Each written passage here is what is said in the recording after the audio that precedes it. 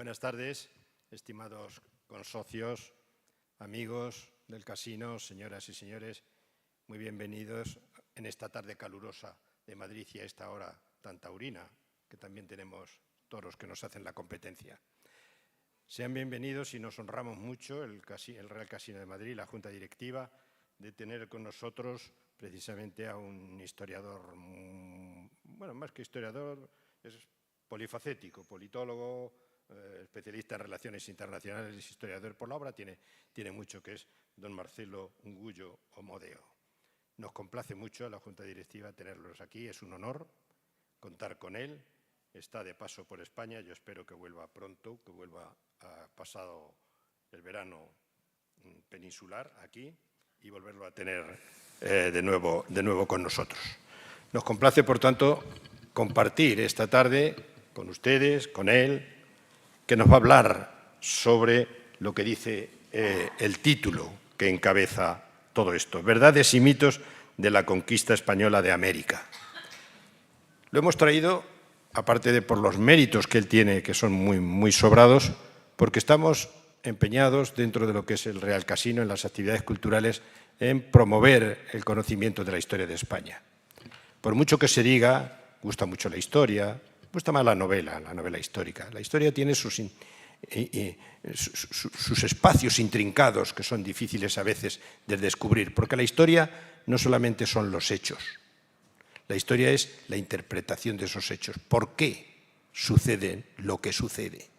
Y esto ya no es tan sencillo de explicar. Y sobre todo, lo que sí es mucho más sencillo es de manipular. Y la historia, precisamente por eso, porque hay que interpretar los hechos, hay que explicarlos. La historia explicativa nos conduce a que muchas veces se manipule. Y la historia es de las disciplinas humanísticas más manipuladas, muy manipulada. Los historiadores de oficio, la gente que nos dedicamos con honestidad a la historia, nos cuesta mucho trabajo desmontar, en muchos casos, el discurso, la narrativa que se ha construido sobre una pretendida realidad. La historia es el conocimiento de la realidad, pero a veces se hace, naturalmente, interpretaciones espurias de esa realidad. Para eso hemos traído a don Marcelo con nosotros, un compatriota del otro lado del Atlántico, que se ha comprometido en desvelar esa realidad histórica, lo que esconde, lo que está debajo, lo que no se ve un poco detrás de los hechos, lo que soportan esos hechos. Y lo hace precisamente con un título muy sugerente, que es Verdades y mitos de la conquista española de América. Nos podría hablar de muchas más cosas y yo me comprometo, en la medida de lo posible y de la continuidad que pueda haber en todo esto, en que vuelva para que nos hable no solamente de lo que nos va a hablar hoy, sino de otras cosas.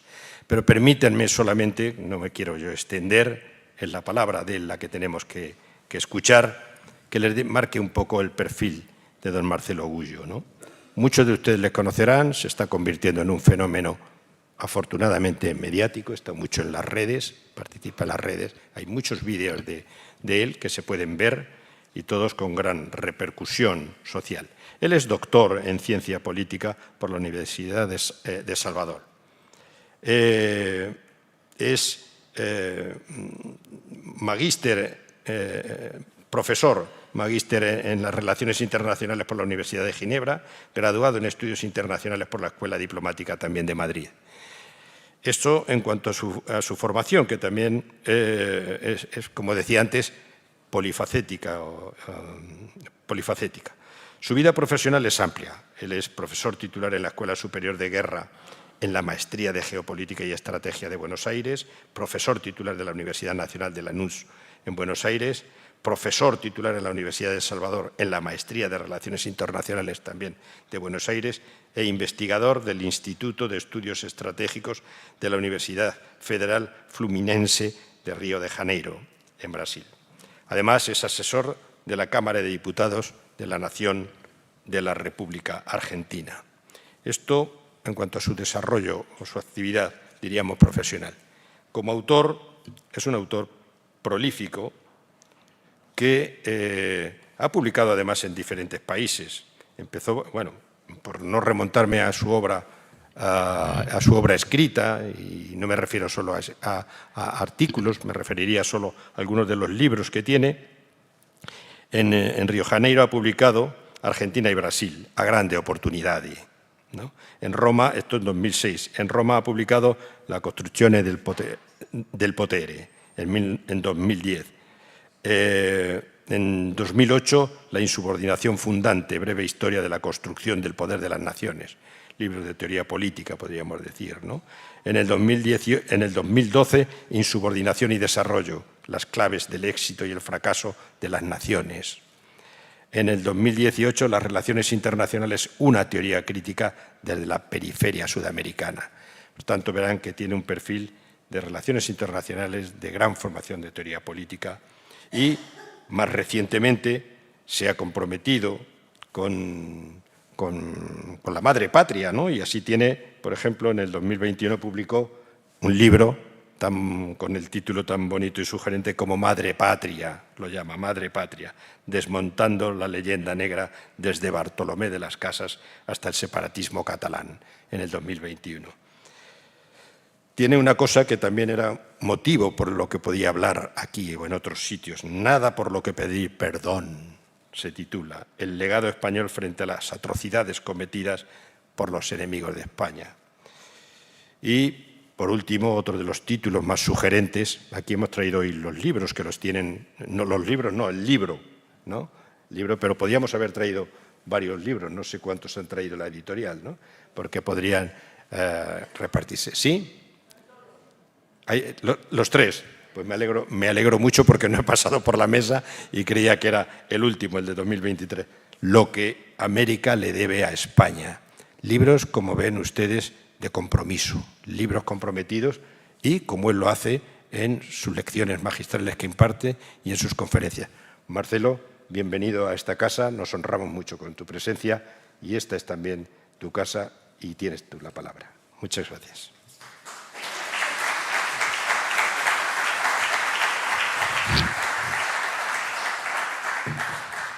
Buenas tardes. ¿Se escucha bien? Buenas. Ahora sí. No soy muy tecnológico. Bueno, buenas tardes. Primero, mi profundo agradecimiento a don José Ignacio Ruiz y en su nombre a todas las autoridades del casino que me invitaron para dar esta conferencia en un lugar que me honra, un lugar bellísimo, con solera.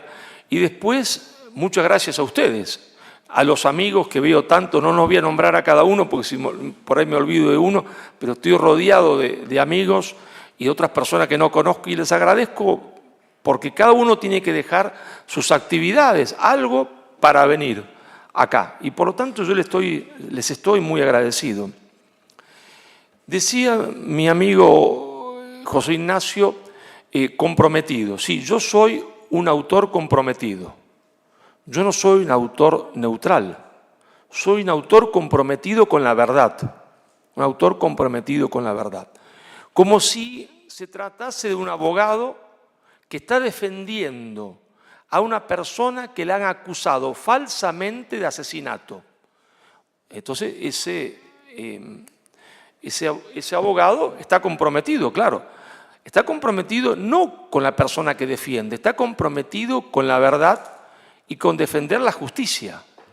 Bueno, resulta que España ha sido acusada, ya esta acusación lleva años, siglos, de los peores crímenes de la humanidad, entre ellos del crimen de genocidio. Del crimen de genocidio, no es poca cosa, ¿no? Me comentaba un amigo, ayer a la noche estábamos charlando, que vive en Miami, y entonces que la hija está integrada en el colegio, muy bien integrada, por supuesto, habla perfectamente inglés, pero de vez en cuando le dicen los compañeros de clase anglosajones, vos la genocida, porque es española, vos la genocida. Ellos, los anglosajones, le dicen a ella, vos la genocida.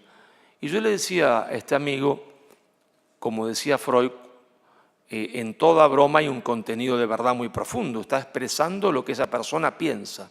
Si España ha sido juzgada por un tribunal completamente arbitrario, un tribunal formado por jueces que tenían las manos manchadas de sangre.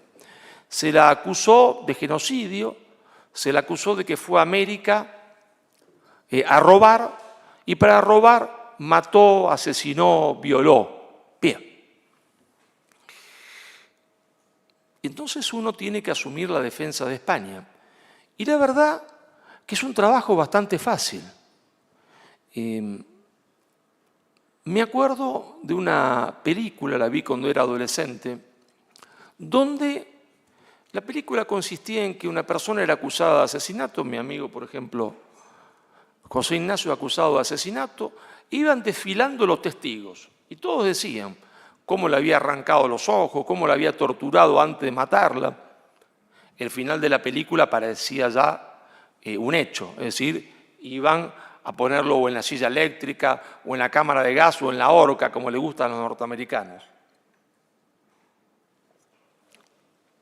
Y de repente cambia la película, el abogado defensor se acerca al estrado del juez, dice algo, el juez consciente, estaba ahí el abogado defensor, levanta la mano y dice que pase el muerto. Y el muerto viene. ¿Verdad? Y habían desfilado antes un montón de testigos de cómo José Ignacio le había arrancado los ojos, torturado antes de asesinarlo, y el muerto estaba vivo. Bueno, señores, el muerto está vivo. Si es verdad, si hubiese sido verdad que España fue a América a robar, que ese era su leitmotiv, su intención, y para eso mató, asesinó, y durante 300 años oprimió a los indios, mal llamados pueblos originarios, porque todos somos originarios de un lugar, y los indios del Asia, pues cruzaron el estrecho de Bering cuando las aguas se congelaron. Ustedes saben que cuando las aguas se congelan, al congelarse baja el nivel y se formó un paso entre Asia y América, que es el estrecho de Bering, con un puente, con un paso. Y por ahí entraron, cuando las aguas subieron porque se descongeló, producto del cambio climático, se ve que había muchas vacas o autos, se descongeló todo, entonces ahí quedaron aislados.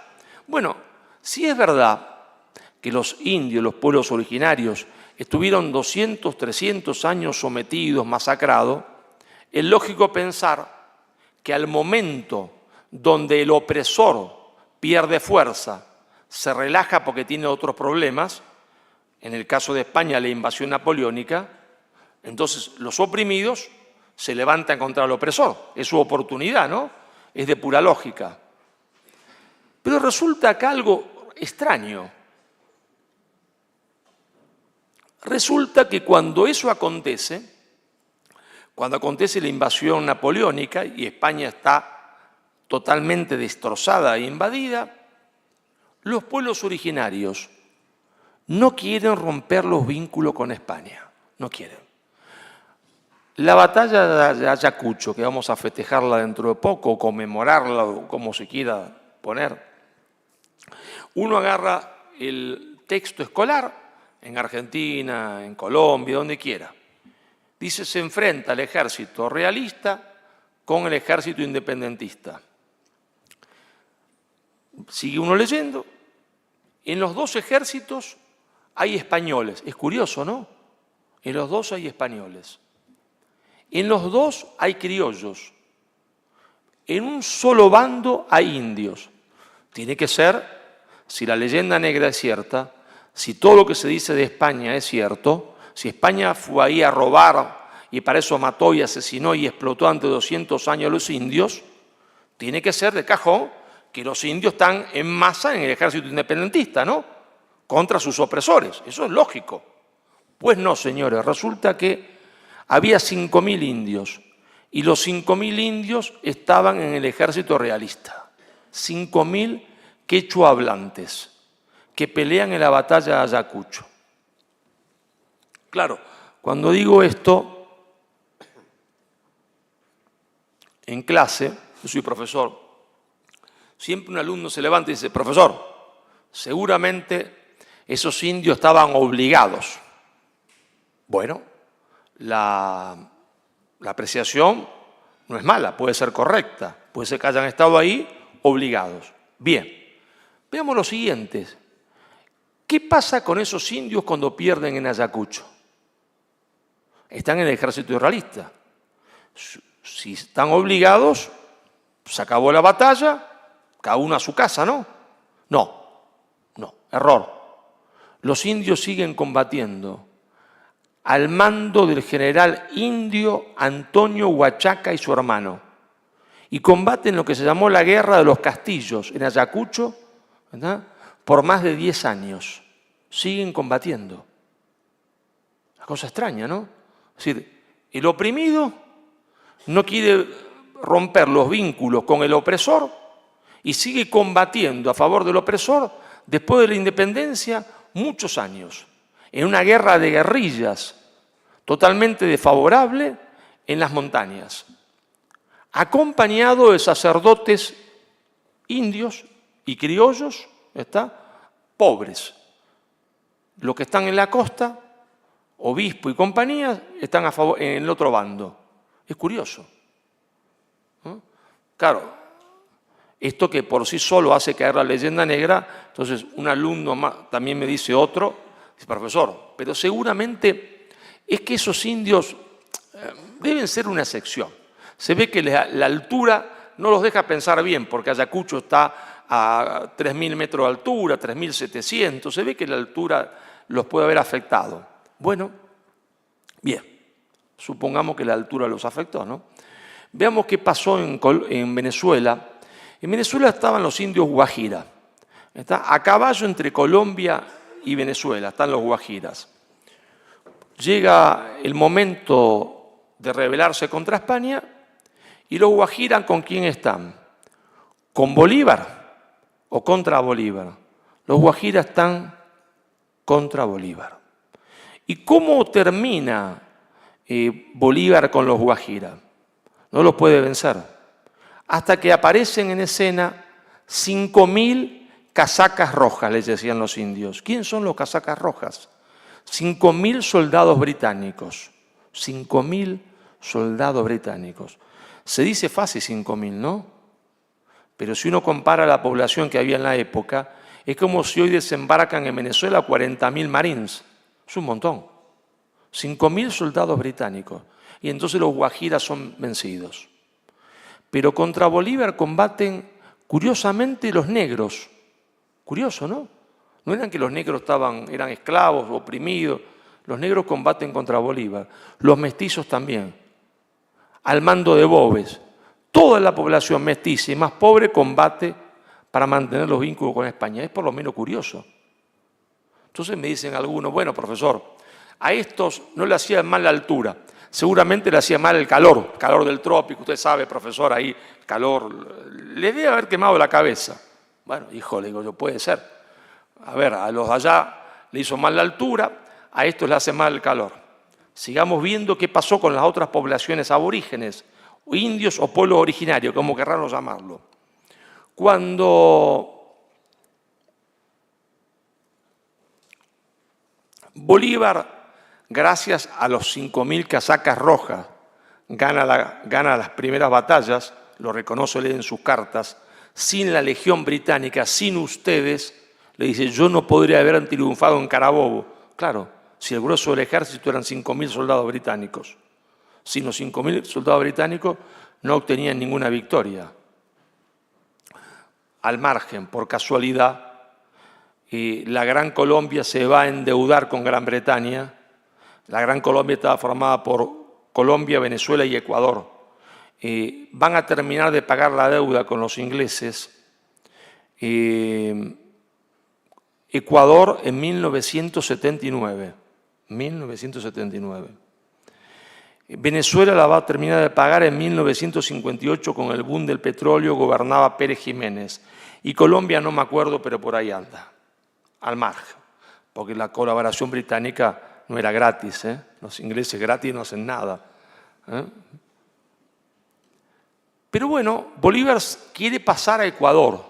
Para pasar a Ecuador tiene que pasar por un nudo que forma la cordillera de los Andes, que es el nudo de Pasto, donde están los indios pastusos. conducido por el general Agualongo. No puede. No puede porque los indios pastuzos le hacen frente y resisten enormemente. Resisten los guajiras, los quechuas, resisten los pastuzos, los matan en una noche de Navidad atroz. Lo van a fusilar a Agualongo, general indio. Y claro, cuando los ejércitos encuentran un general de esa naturaleza como era Agualongo, lo primero que intentan es sobornarlo, es decir, que se pasa al bando vencedor. Es un clásico en la guerra eso. Te perdono la vida si te pasas a mi bando, por su calidad militar. Y Agualongo, antes que lo fusilen, dice, 1 y 1000 veces, volvería a dar mi vida por Dios, la patria y el rey. Curioso, ¿no? Es decir, el indio, el que tenía que levantarse contra España, dice, 1 y 1000 veces volvería a dar mi vida por Dios, por la patria y el rey. ¿Con qué bandera combate Antonio Huachaca en la Guerra de los Castillos, en Ayacucho? La bandera decía, por Dios, por la patria y el rey. ¿Qué patria? Para ellos, la patria era lo que hoy llamamos la hispanidad. Claro, todos se consideraban españoles, ¿sí? Todos, aún los que luchaban por la independencia, se consideraban españoles, porque el primero que hace un panfleto pro-independentista fue un jesuita, Guzmán y Vizcardo, nacido en la ciudad de Arequipa. Arequipa queda al sur de Lima, unos 300, 400 kilómetros al sur, o más, al sur de Lima, jesuita que es expulsado. Los jesuitas tienen un enojo terrible con la monarquía y se convierten en promotores de la independencia. Muchos jesuitas. Y Guzmán y Vizcardo escribe un panfleto a favor de la independencia, el primero que escribe algo a favor de la ruptura con España. ¿Cómo titula su panfleto Guzmán y Vizcardo? Carta a los españoles americanos. Carta a los españoles americanos. El que quiere la independencia dice todos somos españoles. Unos españoles americanos, otros españoles europeos, pero todos somos españoles. Nadie lo dudaba. Por eso la bandera era por Dios, la patria y el rey. Para los indios la patria era la hispanidad. Bueno, entonces los alumnos me dicen, profesor, está bien, está. A todo eso algo les fallaba en la cabeza, la altura, el calor. Bueno, le digo, vamos un poquito más al sur, a ver si ahí el frío se ve que él tiene las ideas más claras. Resulta que los araucanos habían combatido a muerte contra España. Finalmente, España llega a un acuerdo de paz, se reconoce la autoridad real y se le da una autonomía. Y resulta que los araucanos que habían combatido a muerte contra España, después hubo 200 años de paz, llegado el momento, ¿con qué bandera combaten? Con la bandera de por Dios, la patria y el rey. Están contra el proceso de separación de España. Es curioso, ¿no? Sí. Esto hace caer por sí solo la leyenda negra, porque si el muerto está vivo, pasa el muerto, ¿no? Los pueblos originarios no quieren la ruptura con España. Por eso un autor a quien solo un loco, un demente, podría acusar de falangista o de nacional católico, como fue Hernández Arregui, que era marxista en Argentina, decía, la independencia no fue popular en el interior del continente. En el Río de la Plata sí. En el interior del continente no fue popular, de ninguna manera, dice. Dice Hernández Arregui, los pueblos no querían la independencia. ¿Y por qué los indios no querían la independencia? Y ahí comenzamos a ver las verdades y los mitos. El primer mito es que no hubo genocidio. ¿Hubo invasión de México? No, porque México no existía. Y porque Cortés no podía invadir nada con 400 hombres. Pero hubo conquista de Tenochtitlán, la capital de los aztecas, claro. Pero ¿quién conquistó Tenochtitlán? Cortés. Ciertamente Cortés con 400 hombres o 1000 hombres podía conquistar Tenochtitlán. Es decir, hombres que desembarcan en un lugar que no conocen la geografía, no tienen GPS, no tienen nada, con 4 arcabuces viejos y 4 caballos. No, no puede, es imposible. Absolutamente imposible. ¿Y entonces qué pasó? Hubo conquista, sí, pero la conquista, como decía José Vasconcelos, rector de la Universidad Nacional de México, Autónoma de México, la conquista la hicieron los indios, porque la realidad es que México no existía. Existía Tenochtitlán, es decir, los aztecas, uno de los pueblos náhuatl, que había dominado a los otros, ¿no está? Lo había dominado a los otros, pero que le exigía algo que nunca hemos visto en la historia de la humanidad. Porque, bueno, estamos acostumbrados a que un pueblo domina a otro, le quita sus materias primas, le hace pagar impuestos. Los aztecas no querían nada de eso. Entonces, ¿qué le quitaban? Le quitaban a sus hijos, a sus padres, a sus hermanos, porque lo que querían eran tributo en seres humanos, porque los llevaban a la pirámide, esa que tan bonita es, según el presidente de México, ¿no? Y que se la muestran a todos los turistas, ¿no? Y que no es como las pirámides egipcias que terminan en punta, sino que está trunca, porque ahí hacían los sacrificios humanos. Le quitaban el corazón y la verdad es que se los comían. Esa es la verdad. Es decir, hubo pueblos que hacían sacrificios humanos, muchísimos. Cartago, los cartagineses lo hacían.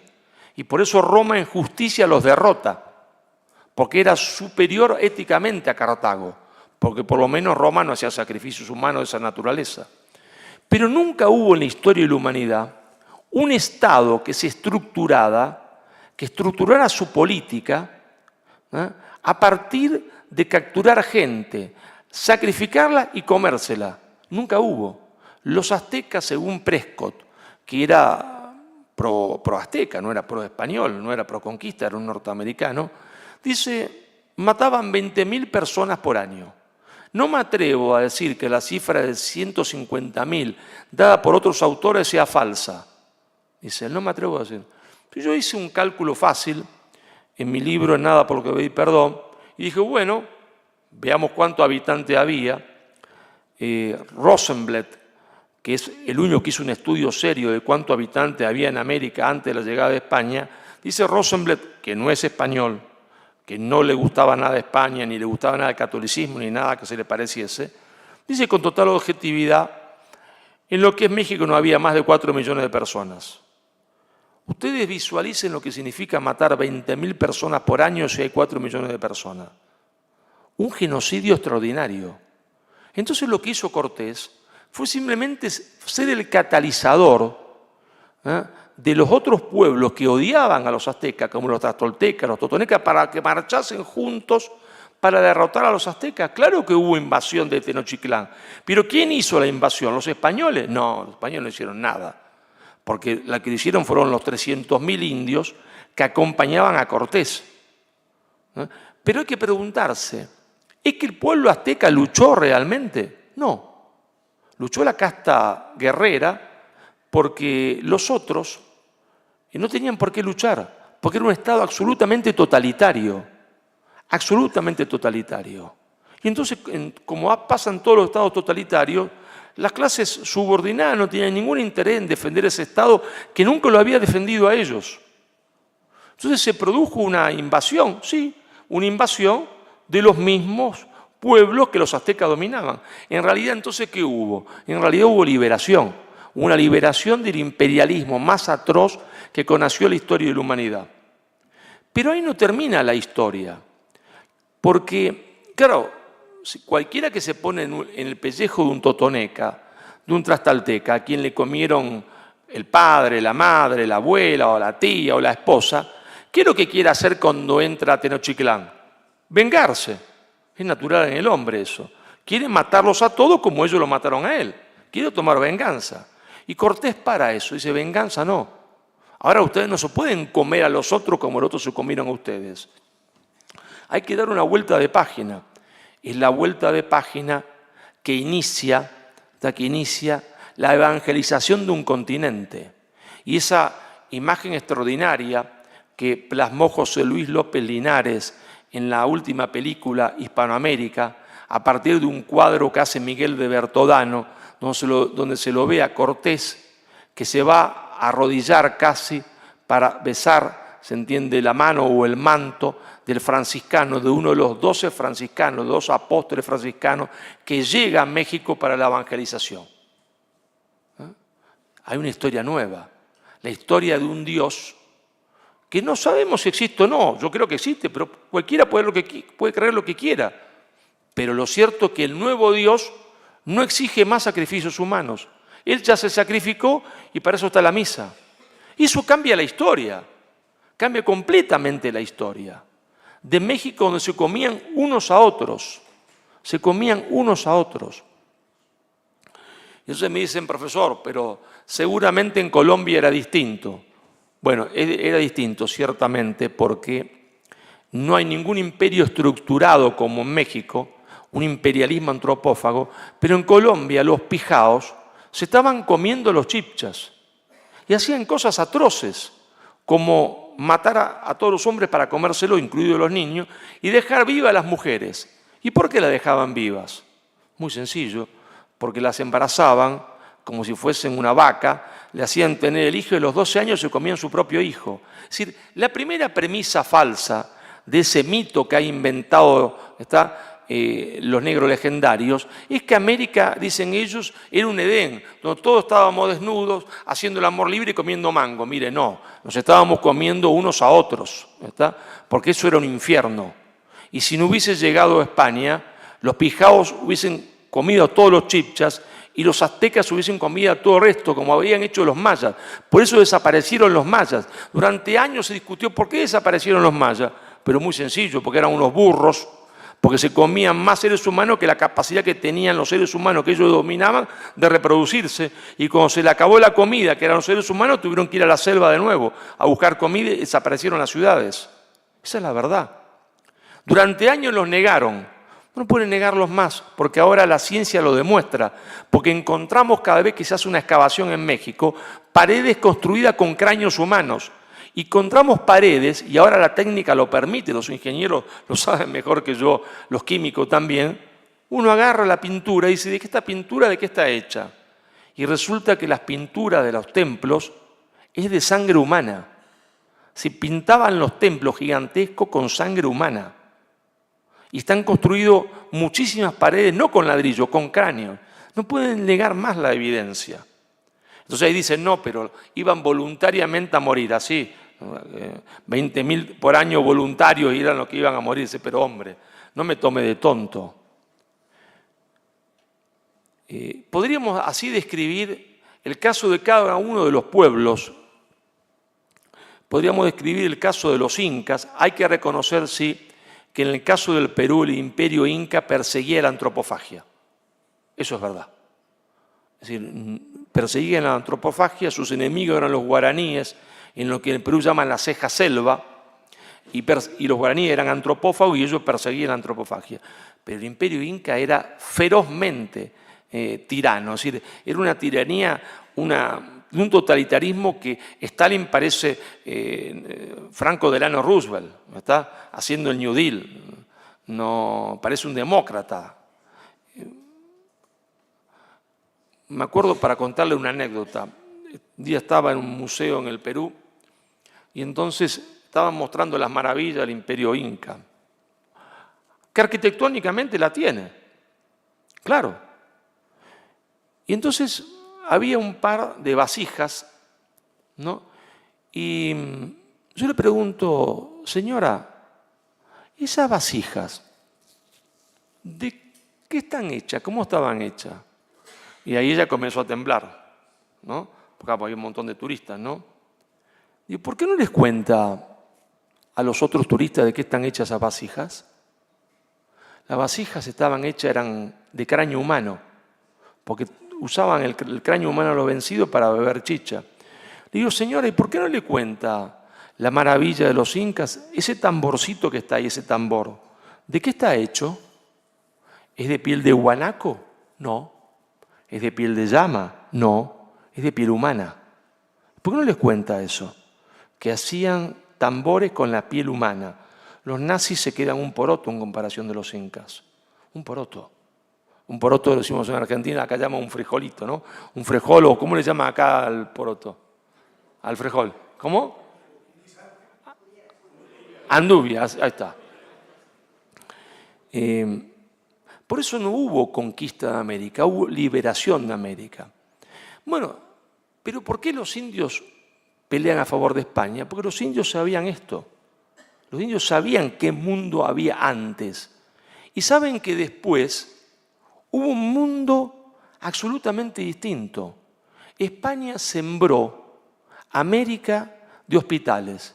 Pero escúcheme, si un país va a robar y entonces mata y asesina, ¿para qué crea hospitales para los otros?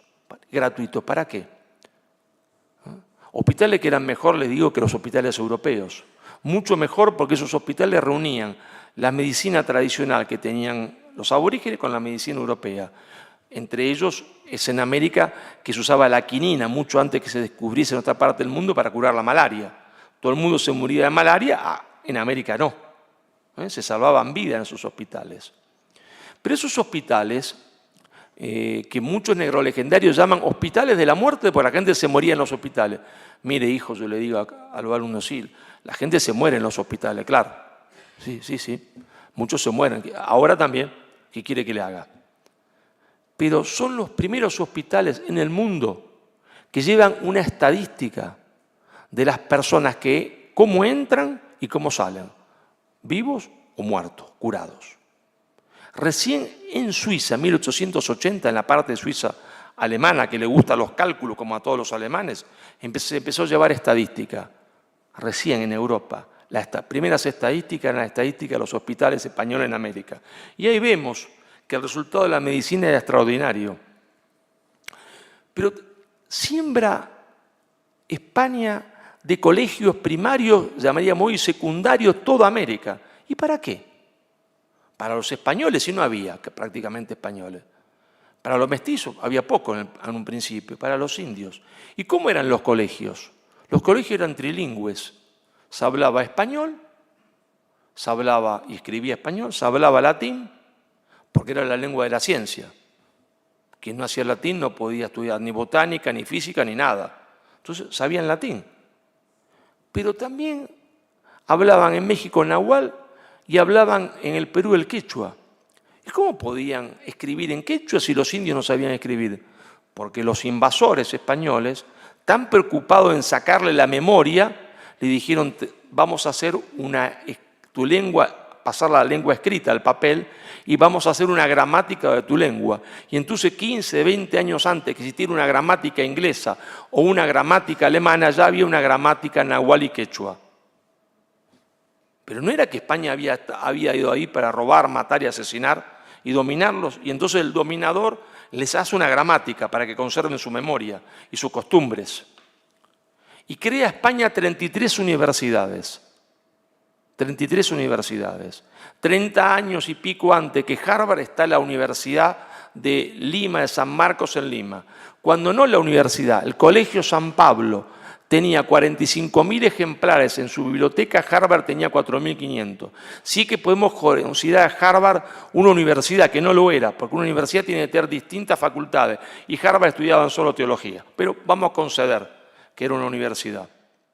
33 universidades crea España en América. Nos falta el alumno que me dice, profesor, seguro que esos pillos en España a todos los españoles llaman gallegos, no es despectivo, es cariñoso. Seguro que esos gallegos creaban las universidades para inculcarle el deber de obedecer a la monarquía. ¿Va? Es una buena reflexión. Hay que ver entonces qué se enseñaba en materia de teoría política en esas universidades.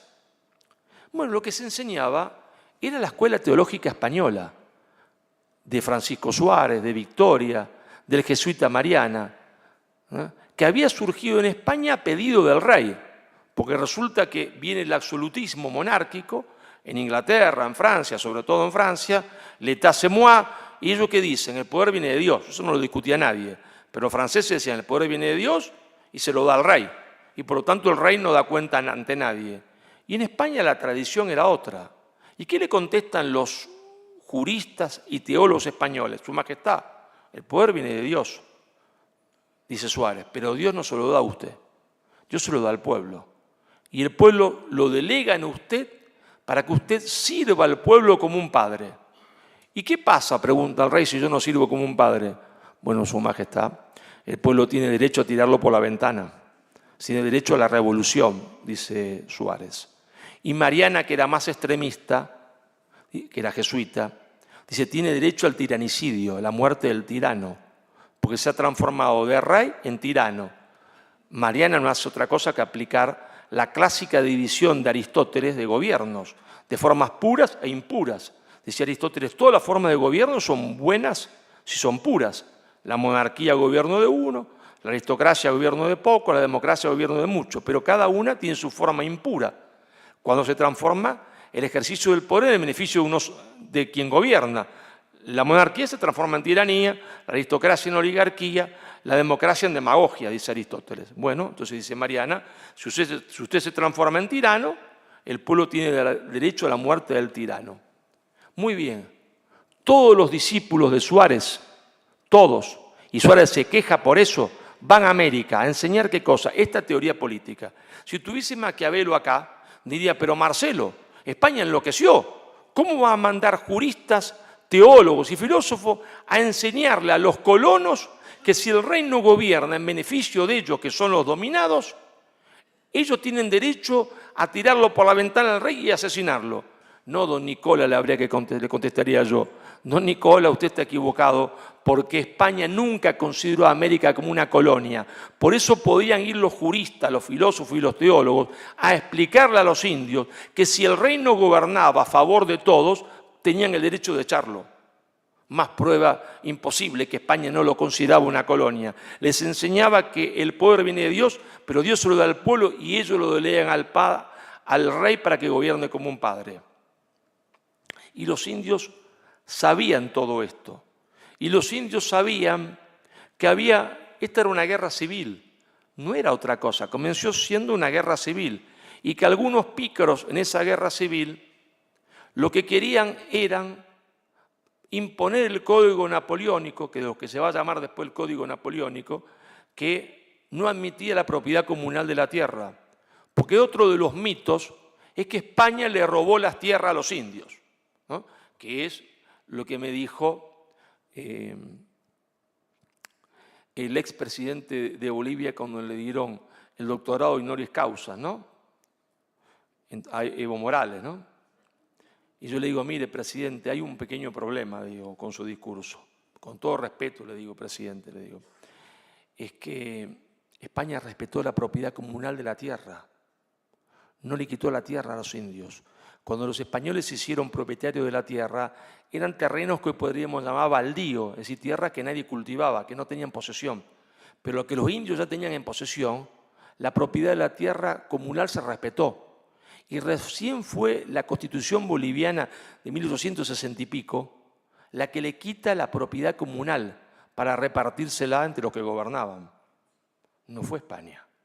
España respetó la propiedad comunal, pero algunos pícaros en esta guerra civil estaban del bando que quería la ruptura con España porque eso era la oportunidad de quedarse con la tierra de los indios. Y los indios sabían esto. Por eso, como los indios sabían esto, combatieron contra la independencia, contra la ruptura, porque al principio ni se hablaba de independencia. Combatieron contra la ruptura. Y en los dos bandos había españoles, en los dos bandos había criollos, pero solo en el bando que no quería romper había indios, solo en ese. Sabían las escuelas, sabían, se entiende, los hospitales, y sabían que ellos eran España. Y ahí tenemos dos figuras máximas. ¿Ustedes saben por qué se festeja el Día del Escritor? Por tres personas, dice la UNESCO. Shakespeare, no hace falta decir quién es, ¿no? Cervantes, no hace falta decir quién es. ¿Y el tercero quién es? Un hispanoamericano. El primer peruano, podemos decir. Garcilaso de la Vega, de mamá, princesa quechua y soldado español. Y Garcilaso hablaba los tres idiomas, latín, español y quechua, y escribía en los tres. y era mestizo. Viene a España, su tío no tiene hijos y le deja toda su herencia al mestizo. Sí, porque no importaba que fuese mestizo, porque la idea que España tiene en la cabeza es la idea que ha inculcado la mejor reina, el mejor rey que tuvo España en su historia, que fue una mujer, Isabel la católica, que dijo, se tienen que casar españoles con indias e indios con españolas. ¿Por qué? Porque entonces no hay metrópoli y colonia, entonces no hay imperialismo. Cuando los dos pueblos se juntan y forman uno solo, y se le educa al hijo en la mejor educación posible, ya los dos pueblos se confunden en uno solo. Y eso es lo que hace España. Se funde su sangre, su espíritu en América. Y aquellos que acusan a España, ¿qué es lo que hicieron? Es que si nos vamos con mi amigo Antonio acá presente a tomarnos una cervecita a Boston, en una tarde de primavera, vamos a ver pasar a algún mestizo de indio norteamericano del este con anglosajón. No, ninguno, porque los mataron a todos. Ellos festejan el Día de Acción de Gracia, día en que los indios los salvaron de morirse de hambre. Y hay que preguntarle por qué en ese día de festejo no traen a algún indio para darle las gracias, ¿no? El Día de Acción de Gracia, día en que los indios salvan a los colonos anglosajones puritanos de morirse de hambre. ¿Por qué entonces ese día no traen a algún indio para darle las gracias? Porque ellos mismos los mataron a todos. Porque su política fue el mejor indio, el indio muerto. Y los mataron a todos. Porque partían de una concepción teológica distinta a la española, que no es para aburrirlos, pero la voy a nombrar al pasar, que tiene que ver con qué significa el pecado original para cada uno. En el bando protestante, ellos decían que el pecado original había dado muerte al hombre y que Cristo no había venido a salvar a todos los hombres, sino a algunos pocos, a algunos nuevos elegidos. Ellos eran los elegidos. Y si el pecado original había dado muerte al hombre, el hombre era el demonio, el que no era elegido por Dios. Y entonces no hay que salvar a los indios, que son el demonio, hay que matarlos. Y España, ¿qué decía? Sí, los indios tendrán sus errores, se comerán unos a otros, pero el pecado original no ha dado muerte al hombre, lo ha herido. Por lo tanto, pueden ser vueltos y convertidos en la fe del mal al bien. Por eso España se dedica a la evangelización. Si comete errores, comete asesinatos, sí, pero son errores. Como hay en todos lados. España no llevó a cabo una política sistemática de asesinato. El famoso genocidio que se acusa a España es el que hizo Inglaterra en América del Norte, donde no quedó en las 13 colonias un solo indio vivo. Los indios que están vivos, ¿verdad?, y que están en las reservas son los que formaban parte de la Nueva España, que después se la cae a Estados Unidos a partir, se entiende, del Tratado de Guadalupe Hidalgo de 1848. Entonces, cuando se lo ve en las películas, a mí me gustaba, cuando era chiquito, ver las películas de vaqueros, ¿no?, y de indios. Y yo me identificaba con los vaqueros, no con los indios, claro. Estaba subordinado ideológicamente. Y ahí aparecía el indio Jerónimo. El bisnieto anda dando vuelta muchas veces por España. Resulta que nadie dice que Jerónimo llevaba colgado un rosario. Nadie lo dice, ¿no? Y que Jerónimo se llama Jerónimo por San Jerónimo y que hablaba español y que había sido bautizado. Los únicos indios que sobrevivieron fueron los indios que estaban en la parte española, porque los que estaban en la parte anglosajona los mataron a todos, completamente a todos. Por eso yo le dije a Evo Morales, mire, presidente, con todo respeto, si en vez de España hubiese llegado a Inglaterra, hay dos posibilidades. La primera, que usted no estaría acá, porque lo hubiesen matado a todos. Y la segunda, que si sobrevivían algunos, estarían en la reserva, como están ahora, se entiende, los apaches, los comanches, en una reserva, casi todos borrachos, desgraciadamente. Porque no hay ningún gobernador, ni de Texas, ni de Arizona, que sea de indio, ninguno. Y usted es un indio presidente. Entonces me dice, ¿por qué él habla, en público habla mal a propósito? Habla bien español, pero en público habla mal para hacerse pasar por indio. Y él no es indio, es mestizo. Entonces dice, pero español, cortar mano de todo lo que aprendían a leer. Presidente, hay un problema. Más de 150.000 recibieron educación universitaria, de primaria y secundaria, ni le cuento. Hubiésemos sido toda una población de gente sin mano y sin gente sin ojo, porque usted dice que también le quemaban el ojo, ¿no? Se ve que Garcilaso de la Vega le faltaba una mano y un ojo, ¿no? Le faltaba la mano al gran Manco de Lepanto, a Cervantes, a Garcilaso no, presidente. Pero bueno, esa es la acusación, son los mitos que se crearon sobre la presencia española de América. Pero no hay leyenda negra de la conquista inglesa de Australia. No, no hay. En Tasmania sobrevivió una sola mujer, los mataron a todos. Cuando los ingleses van a Tasmania, a Australia mejor, en el conjunto, censan 900.000 personas y después se arrepienten y ponen terra nullius. ¿Qué quiere decir terra nullius? Sin seres humanos. Y entonces, esos 900.000, ¿qué eran? Bueno, no se sabe. Canguros que hablan, qué sé yo. Pero los borraron del mapa, es decir, no eran más seres humanos. Claro, no eran más seres humanos para ellos. Porque ellos aplicaron siempre, la mejor política es el indio muerto. Cuando no pudieron, porque la población era muy grande como en Sudáfrica, entonces apartheid. Separación entre unos y otros, jamás mezclarnos. Y eso es lo que hace la diferencia fundamental entre un imperialismo y un imperio. España fue un imperio, con sus errores, claro, porque hubo españoles que se comportaron mal, pero hombre, claro, porque no puede haber un pueblo de ángeles, ¿no? Claro que hubo españoles que se comportaron mal, o no hay españoles hoy que violan a una persona o que roban, claro, como, o rusos o ingleses o lo que fuese, claro, no hay pueblo de ángeles. Pero la diferencia entre un imperio y un imperialismo es que España fue un imperio porque decidió fundir su sangre, se entiende, con las personas que encontró, formar un mismo pueblo, respetando su cultura. Por eso quiso que conservase la memoria de su lengua. Si no hubiese querido que conservase la memoria de su lengua, nunca hubiese pasado la lengua quechua del oral al escrito y le hubiese dado una gramática, que cada uno conservara su diversidad. Porque la verdad que traía ahí España no era una verdad para unificar y aplastar, era una verdad que se imponía por sí misma en la diversidad. Porque lo que hacía grande al imperio es que había cosas que los unía en común, mientras que cada uno mantenía su diversidad.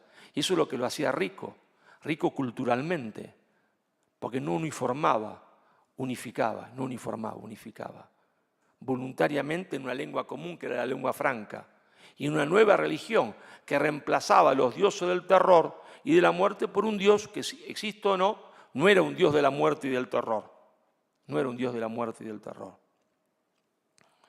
Pero todo esto se le ha ocultado a los españoles y entonces resulta que en España creen la leyenda negra, es decir, creen la historia que los enemigos de España cuentan sobre España. Seguramente no ustedes, pero hace falta ver, se entiende, al ministro de Cultura o Incultura, mejor, diciendo, se entiende que hay que descolonizar los museos de España. ¿Qué quiere usted descolonizar? ¿Se puede saber? Pero usted, no es un ignorante, ¿eh? Sería un error. No nos equivoquemos. Y de ahí la responsabilidad de ustedes. Él no es un ignorante. Ellos odian la conquista española de América, en realidad liberación de América, porque odian la reconquista. Ellos piensan que toda la historia de España, la reconquista y la conquista española de América, es un error y un horror. Un error y un horror, que España no debería haber existido.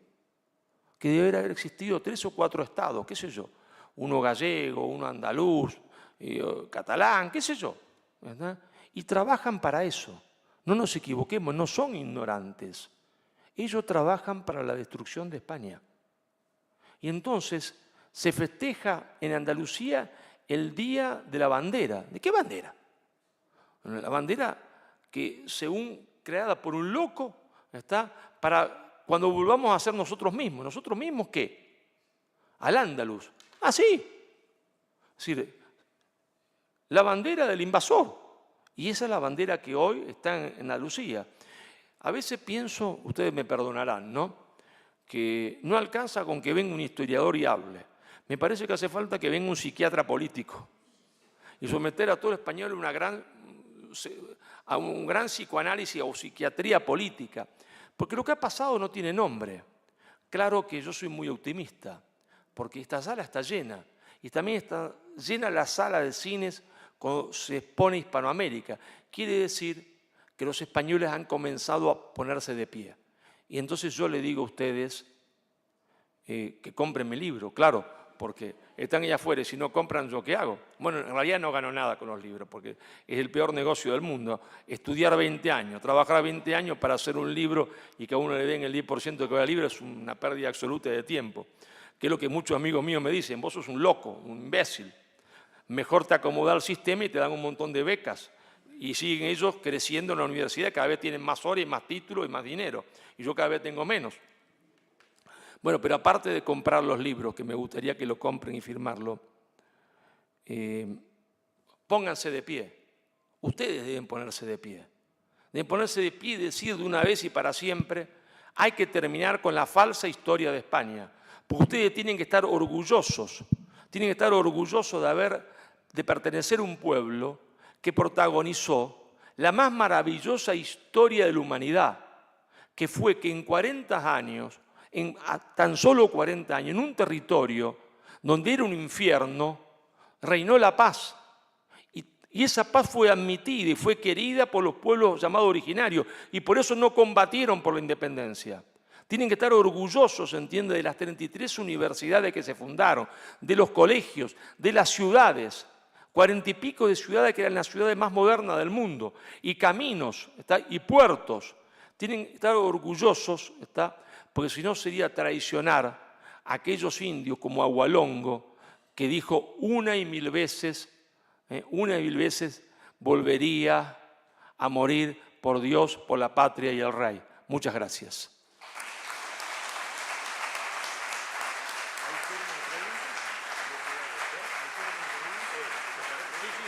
Me gusta preguntar.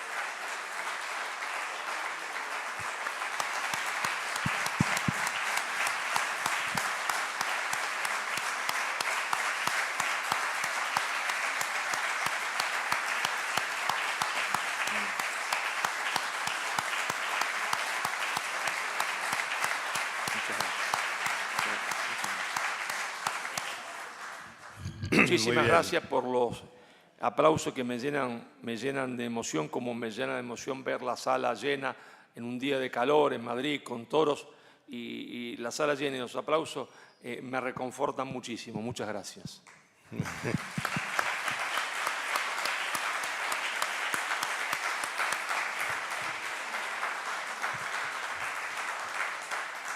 Después de esta merecidísima ovación, bueno, que felicito a Marcelo Gullo, a mi colega, es un placer haberte tenido aquí y escucharte con valentía y además desentrañando realidades, verdades se han dicho, y destruyendo mitos, que los tenemos muy interiorizados en nuestra España, en nuestra madre patria, ¿no? Yo creo que después de esa ovación creo que es pedir un bis, ¿no? Y el bis lo va a consistir en que demos algún turno de preguntas, porque ha planteado muchas cosas.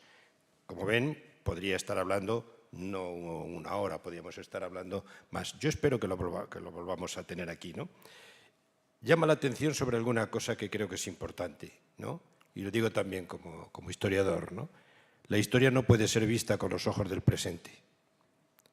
Todo aquel que quiera acercarse al conocimiento pretérito tiene que quitarse las gafas de su presentismo, que limita cualquier tipo de comprensión, y hacer una abstracción de su realidad presente para trasladarse a una realidad pretérita, a saber lo que es.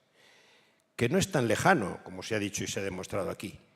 La monarquía española era un proyecto, se ha dicho el imperio, la monarquía hispánica, el imperio, bueno, era un proyecto civilizatorio de ecumeneidad. Lo que se pretendía era que todos, y todos lo decían allí, todos, por la muerte y resurrección de Cristo, nos habían hecho hermanos. Es un proyecto de fraternidad universal. Así es. Por eso Occidente, precisamente, es la que se ha globalizado. Se ha globalizado económicamente, no políticamente ni socialmente, pero ha habido una globalización porque lleva algo de germen o en la genética, que podríamos decir que nace de esa ecumeneidad y nace de la civilización cristiana occidental, que fue la que se expandió en aquel momento hacia América, igual que se expandió en la Reconquista como nos ha demostrado Marcelo, en la llamada Reconquista, enfrentada a otra civilización que también era ecuménica, que era el Islam. Y se presentó esa batalla y se ganó. A punto estuvo también de perderse cuando los turcos entraban en Constantinopla, pero fue en la civilización, en aquella unidad cultural de lo que fue la cristiandad latina, cuando se inició el proceso de reforma que finalmente acabó por ruptura, por la llegada del protestantismo, y eso fue el origen también de esa leyenda negra y gran parte del mal que padecemos. Ha apuntado muchas cosas, ahí están en sus libros, lean sus libros. En cualquier caso, antes de que se nos vaya, vamos a dar la oportunidad al público de que le saquemos todavía algo más, si nos permite unos minutos. Con todo gusto. Ustedes tienen la palabra. Víctor. Muchísimas gracias, profesor. La exposición ha sido espléndida y su trayectoria le avala muy por encima del escaso tiempo que le hemos ofrecido para esta conferencia. Después de toda esta creación de la historia en sí, de esa historia objetiva, que ha sido muy redactada, archivada y accesible, lo hemos escrito todo en nuestra historia, desde varias manos, cada hecho incluso, pero ocurre algo y que decía de que alguien nos contó y nos ha convencido. Si quien creó la leyenda negra fue Inglaterra y Holanda, ¿quién nos ha convencido? Porque ellos no son creíbles frente a la opinión pública ni a los oídos de España y de los españoles. ¿Quién cree usted que nos ha convencido de esto? Bueno, es decir, la leyenda negra, uno en aras de sintetizar, sintetiza demasiado. En realidad nace en Italia, la hacen mis parientes, ¿no? Nace en Italia porque estaban, pero en Italia es porque estaban envidiosos, ¿no? Tenían envidia de España porque es como uno llega a un pueblo pequeño, ¿no? Y se casa con la más bonita del pueblo, lo odian todos los del pueblo. Bueno, resulta que los italianos, ellos decían que era Roma, el imperio, y resulta que la historia y la humanidad le hacía la provincia que había sido España. Entonces estaban celosos. No tenía carga política importante. Con el protestantismo y en Alemania ya empieza a cargarse de contenido realmente importante. Con la Casa de Orange, mucho más. E Inglaterra la convierte en política de Estado. Lo mismo va a hacer Estados Unidos, no hay que olvidarse de eso. Lo mismo va a ser la Unión Soviética y lo mismo va a ser Francia, porque muchas veces dejamos de lado a los franceses, ¿no es cierto? ¿No? Los franceses también, porque todo el mundo miraba a América como el gato mira al canarito, ¿está? Y se lo querían comer. Entonces, como no podían derrotar a España desde el punto de vista militar, no lo habían podido nunca, siempre habían sido vencidos. Ellos dicen hay que derrotarlo en lo que hoy llamaríamos la batalla cultural, en lo que antes se llamaba la propaganda política, la guerra cultural. En ese plano podemos derrotarlos, ¿está? Y la historia le juega una mala pasada a España. Le juega una mala pasada porque cuando viene el cambio de monarquía, el primer Borbón, él pertenece a una casa francesa, es la verdad, que ha combatido contra España, es la verdad. Y entonces, en el primer momento de la nueva monarquía, es cuando entra la leyenda negra. La verdad que lo explica muy bien María Roca Barea en el libro Fracasalogía. Y yo algo de eso tomo y lo pongo en Madre Patria, pero en realidad el trabajo lo hizo ella, Elvira Roca Barea. En ese momento se llenan, en los primeros años, después eso desaparece. Pero en los primeros años se llenan en Madrid, en los teatros de Madrid, de Barcelona, de Valencia, de obras de teatro negro legendaria. Y las obras de teatro eran como el cine o Netflix ahora, ¿no? Tienen un poder. Uno escribe un libro y lo leen ustedes, yo estoy feliz, mucha gente, pero en realidad, desde el punto de vista de la expansión, de la capacidad de comunicación, una película vale 100 libros. Y el teatro era igual, es decir, libro vale más, obra de teatro valía más que un libro. Y se llena España de obra de teatro negro legendaria. Ahí entra el virus negro legendario. Ahí entra el virus negro legendario. Ese virus, como un virus, va a ir mutando, va a ir mutando. Llega también a América ese virus, porque claro, hay un montón de hispanoamericanos acá, ven la obra de teatro, ven que esa obra de teatro se hace en España, y ¿qué dicen? A confesión de parte, relevo de pruebas. Si en España ponen obra de teatro donde dicen que Colón era un asesino, que Isabel también, que Pizarro, que Cortés, cientos de obras de Cortés y de Pizarro, eso también penetra en América. Y penetra curiosamente en lo que hoy llamaríamos la derecha, en los sectores más liberales que están en los puertos, en Buenos Aires, en La Guaira, y que están en contacto con los ingleses, que son contrabandistas. Cuando se produce la ruptura con España, hay guerra civil en casi todas las repúblicas que se van a constituir, gana el sector pro-británico, aliado a Inglaterra, y para justificar la alianza con Inglaterra, ¿cómo se hace? ¿Cómo se hace para decir que estoy aliado a los casacas rojas? Si los casacas rojas habían quemado Cartagena, le habían invadido, ¿cómo se hace? Y diciendo que España era la maldad, que España era el monstruo, el demonio, y entonces los ingleses vinieron a ayudarnos. Si no, ¿cómo se explica eso? Si no, aparezco como un traidor. Y entonces esas oligarquías meten la leyenda negra en los libros de estudio. Con posterioridad a esto, y muy posterior, la leyenda negra, el virus, pasa de la derecha a la izquierda. Y pasa al mismo tiempo en España que en América. Alrededor de 1930 se hace el primer congreso de partidos comunistas de la América del Sur. Yo relato esto, soy el único hombre que lo relata, y que vi las actas del Congreso, a través ciertamente de otro maestro que me había informado de esto, ya muerto, que era Jorge Abelardo Ramos, que había nacido marxista. Y en ese Congreso en Buenos Aires se determina que el partido tiene que asumir la leyenda negra para crear fundamentalismo indigenistas que desestabilicen la región, porque piensan que desestabilizando la región desestabilizan el patio trasero de Estados Unidos y que algunas repúblicas se la pueden quedar ellos, repúblicas indígenas. Entonces ahí el virus pasa a la izquierda y se hace hegemónico en las universidades.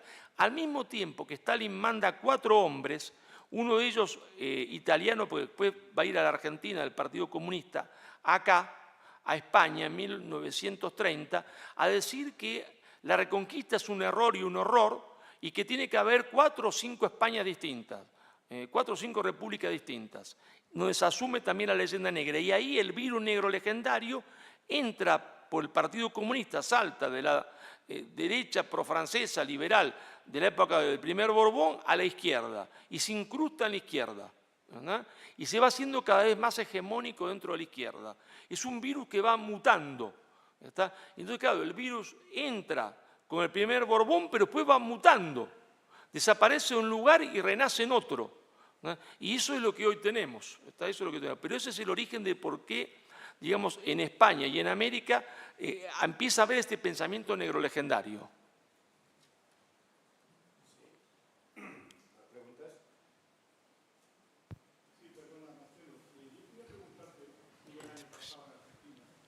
Un momento.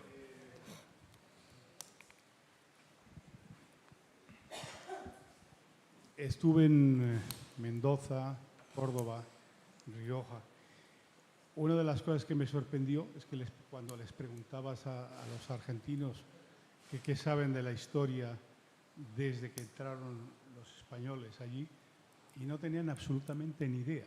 O sea, desde 1600 al proceso independentista de 1800 y pico, no tenían absolutamente ni idea.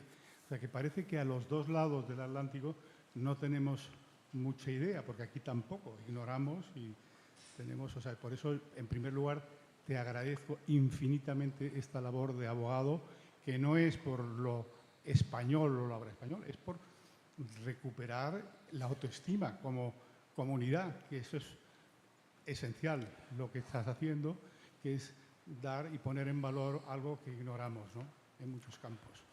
En fin, creo que hay una labor que estáis empezando, personas como tú o Elvira, que es descubrir o redescubrir lo que se han hecho durante tantos años en América, ¿no? Sí, el caso argentino es muy curioso porque Argentina fue el país más hispanista del mundo hispano. Y lo fue hasta prácticamente la generación de mi madre. La generación de mi madre hablaba de España siempre refiriéndose a madre patria. Y ese proceso comenzó con el presidente Hipólito Yrigoyen, que de puño y letra redacta que el día 12 de octubre debe ser feriado nacional. Y explica el porqué. Y es yo lo pongo, el decreto lo pongo en el libro Madre Patria, es bellísimo. Y después, si bien eso era, digamos, algo que comienza en las clases medias y medias altas, resulta que la llegada de Perón en Argentina, como Perón era hispanista y su esposa Eva Perón también, y muy hispanista, él hace un famoso discurso del 12 de octubre de 1947, que es bellísimo, donde reivindica toda la labor de España. Y entonces el hispanismo se hace tremendamente popular en las clases obreras. Y ahí el hispanismo es prácticamente hegemónico. Y uno ve los libros y se habla de madre patria, se entiende cómo, de la obra civilizatoria de España. Yo recibo los últimos coletazos de eso, pero ya empieza a hablarse menos, poco, y comienzo a observar, cuando vengo a España, en 1988, se está preparando el festejo del 5º centenario, ya algo ahí empieza a cambiar. Ya en Argentina no se habla más de madre patria, acá se habla de encuentro, no de descubrimiento, y ahí comienza toda una labor negrolegendaria para tergiversar la historia de los 500 años. Entonces este neoindigenismo que vemos triunfante ahora se preparó en la década del 80 y recién logra triunfar del todo a partir del 2000. A partir del 2000 se convierte en hegemónico. Pero es un trabajo que le costó bastante y que en realidad yo lo describo con lujo y detalle, y permítanme que me explaye un poquito en eso porque es muy importante. Porque es importante para saber lo que nosotros tenemos que hacer. Fue obra de Fidel Castro. Uno podrá opinar lo que quiera de Fidel, a mí me da igual. Unos dirán que lo que no se puede decir que no era inteligente. Estúpido no era. Sería un malvado, lo que quiera, a mí me da igual. Estúpido no. Cuando cae el muro de Berlín en el 89, Fidel sabe que está muerto. Muerto. Entonces se va a convocar a la primera reunión del Foro de San Pablo, la primera. Fidel no era antihispanista, no lo había sido nunca. Como tampoco había sido comunista. El hermano sí. Él había leído a José Antonio. Pero convoca a esa reunión de San Pablo, donde está Lula da Silva, donde va a estar el MAS de Bolivia, donde van a estar la FARC, donde va a estar la gente de Lautaro Vive, de Ecuador, están todos ahí.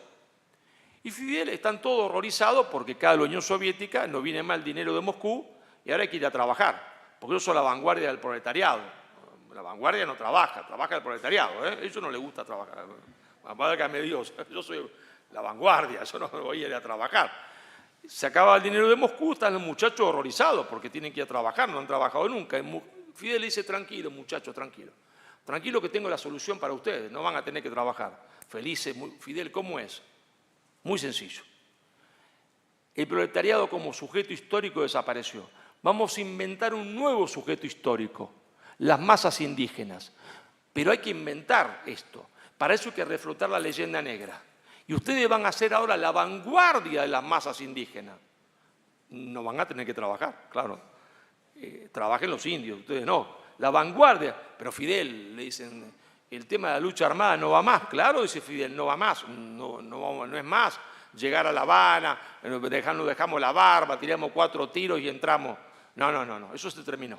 Vamos a cambiar el método castrista, guevarista, por el método de Gramsci, de Antonio Gramsci. Ustedes lo que tienen que hacer es trabajar 20 años para formar profesores, adueñarse de los profesorados de historia, antropología, sociología, filosofía, conseguir la hegemonía cultural. Y la hegemonía cultural los conducirá, se entiende, a la victoria política.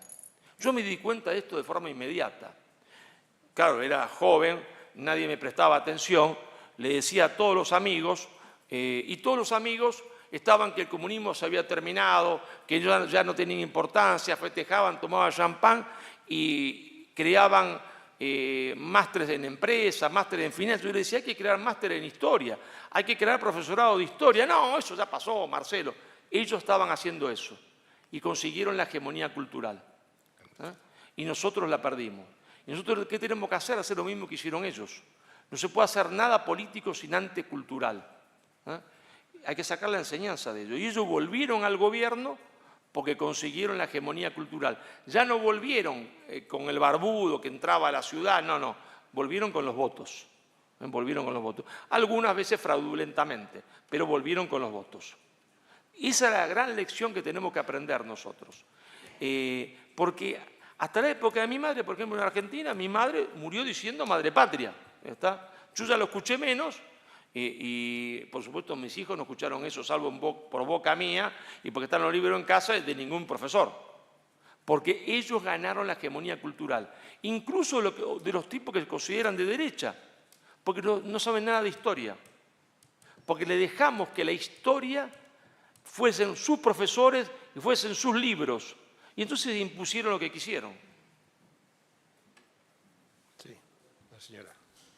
Perdón si me explayé mucho, pero era importante entender esta parte, cómo consiguen la hegemonía cultural. Sí. Buenas tardes, doctor. Muy interesante lo que está planteando.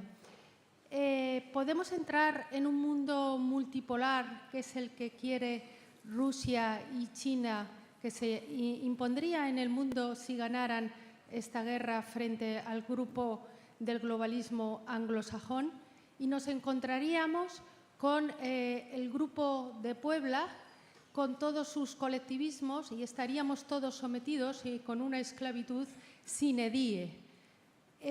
La alternativa es una alianza hispanoamericana con lo que usted ha dicho, ese predominio cultural, pero como son países dispersos, como las ciudadanías no nos hemos vuelto a entender. Yo venía en un taxi, le he dicho que venía a esta conferencia y dice, sí, pero es que los líderes se han aprovechado porque nuestro pueblo no está educado, no tenemos una educación para combatir lo que usted me está contando. Lo que usted me dice es muy difícil.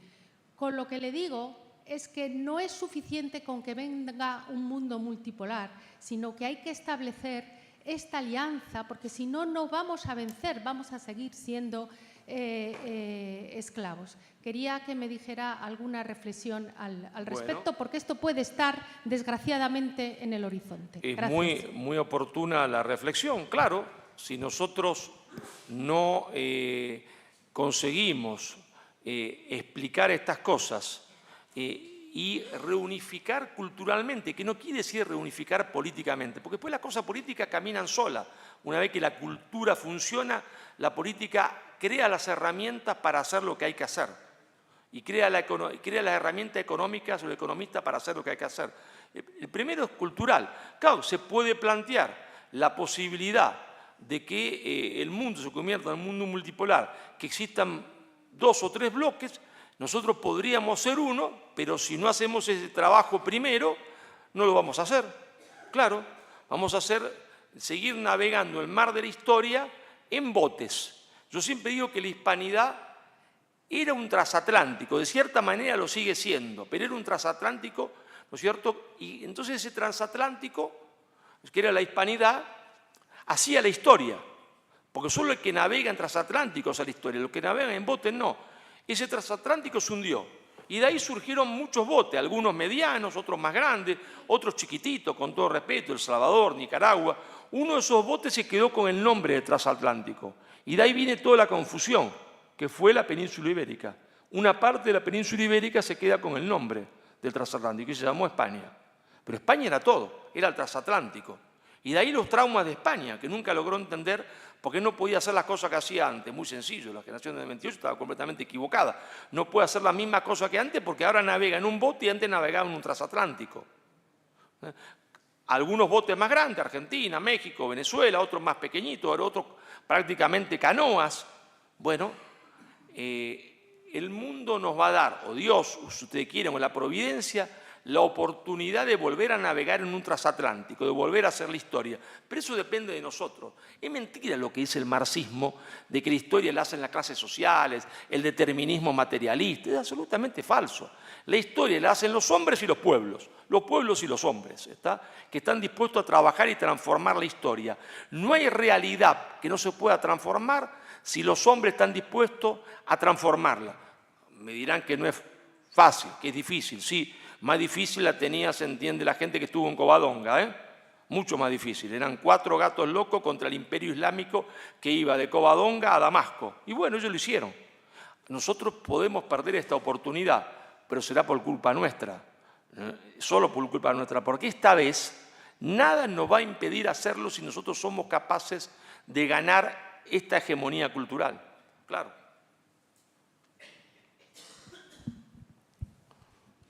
Marcelo, bueno, tú sabes que yo comparto tus teorías altamente, pero hay un episodio en tu libro Madre Patria que es interesantísimo y sería bueno que hablaras algo de eso, que es ese episodio donde tanto San Martín como Bolívar vienen a Europa o mandan emisarios a proponer una unificación, que es una monarquía parlamentaria.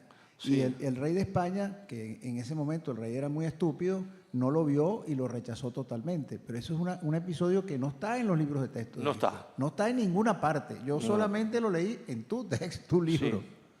Sí, para mí es la parte más importante del libro. Para mí es la parte más importante porque demuestra que en realidad todo era una guerra civil. Todo era una guerra civil. Cuando San Martín llega a Lima, el Río de la Plata tenía una particularidad. Tenía un sentimiento antiborbónico muy grande por la expulsión de los jesuitas. Muchos amigos acá dicen, no, fue Inglaterra y la masonería. Sí, pero los jesuitas trabajaron también por la independencia porque estaban tremendamente lastimados y dolidos por la expulsión. Y en el Río de la Plata la expulsión había causado un sentimiento de que España se había transformado en un imperialismo por culpa de los Borbones. Porque era el lugar más sensible, porque no había frontera con el mundo portugués real en lo que era el virreinato de Nueva Granada y el imperio portugués. Estaba el Amazonas, ahí no pasaba nada. Donde había lucha era en el Río de la Plata, donde los bandeirantes iban a cazar guaraníes. Y los jesuitas habían conformado un ejército guaraní, las reducciones jesuíticas, ciudades gigantescas, y entonces habían derrotado a los bandeirantes. Ahí se hablaba latín, español, había imprenta. Cuando se los echan, los bandeirantes se abalanzan sobre las misiones, se llevan a 200, 300 mil indios de esclavos. Ahí había un sentimiento antiborbónico importante, no antiespañol, es distinto, antiborbónico. Es decir, querían una monarquía constitucional, en términos modernos, digamos. Y cuando San Martín llega a Lima, él piensa que piensan lo mismo. No, se da cuenta que los indios no piensan igual que él. Entonces dice, acá pasa algo raro. Lo que allá es popular, acá es impopular. Y se da cuenta de cuál es el tema. No hay que olvidarse que San Martín tiene un hermano, varios hermanos, en el ejército español. Uno está en el Ministerio de Defensa, en España. Es curioso, ¿no? Por eso yo digo, hay criollos y españoles en ambos bandos. Un hermano, nacido también en Argentina, está en el Ministerio de Defensa. Y es ahí cuando él le escribe, para que llegue esto al rey, y dice, mire, terminemos con esto. Me di cuenta que esto es un desastre. Esto nos va a hundir a todos. Hagamos una monarquía constitucional con capital en Madrid, dice él. Con capital en Madrid. Y yo me ofrezco como prisionero, es decir, como garante de lo que estamos diciendo es cierto. Y el rey lo rechaza. Es la verdad. Fue un error gigantesco. Ya había tenido un primer error, que es el no aceptar la propuesta inglesa de venir a gobernar para salvarse de Napoleón desde América, desde Lima, desde La Habana o desde la Ciudad de México. Los ingleses no lo iban a hacer gratis, nada hacen gratis, pero era preferible pagar ese costo que, como lo demostró el imperio portugués, que no se fragmentó. ¿Qué es el Brasil? El Brasil es la América lusitana, es decir, portuguesa, que no se fragmentó. ¿Qué somos nosotros? La América española que se fragmentó. El primer error fue no gobernar desde América. Si hubiese gobernado desde América, hubiese habido independencia, sí, pero como esos divorcios light, que la gente no se pelea, se firma un acuerdito y se acabó, porque la presión inglesa para la independencia era gigantesca. No hubiese habido guerra ni nada que se le parezca, ¿no? Y entonces eso, y lo mismo se da cuenta Bolívar, y pide exactamente lo mismo. En los dos casos lo rechazó Fernando, el rey. En los dos casos fue un error gravísimo. Un error gravísimo. Pienso que es el error más importante cometido por cualquier, con todo respeto, rey español en su historia. Error que pagamos hasta el día de hoy. Y esto, claro, destruye, esto que yo pongo en el libro, destruyen todas las ideas que andan dando vuelta por ahí. Las indigenistas, las liberales independentistas, no se trataba de nada de eso. Todo el mundo se dio cuenta que al final que teníamos que vivir juntos, ¿está? Todo el mundo se dio cuenta de eso. Pero las circunstancias no se dieron, ¿no? Por la torpeza política del hombre que tenía que gobernar España, que no estaba a la altura de las circunstancias. No Muy bien, vamos a ir acabando. Hay dos palabras pedidas, las damos y vamos cerrando, que se va haciendo. Sí. Profesor, Sí.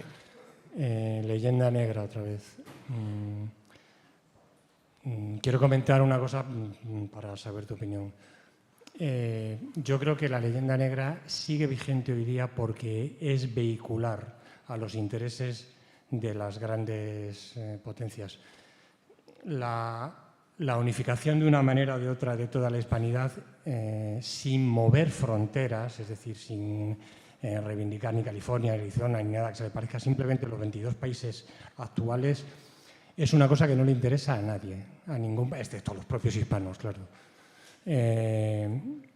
Habrá países pequeños que les dé más o menos igual, pero la unificación de la hispanidad se supondría un puñetazo en la mesa de la geoestrategia mundial. Sería un nuevo gigante. Y eso es una cosa que yo, desde mi punto de vista, no le interesa a nadie.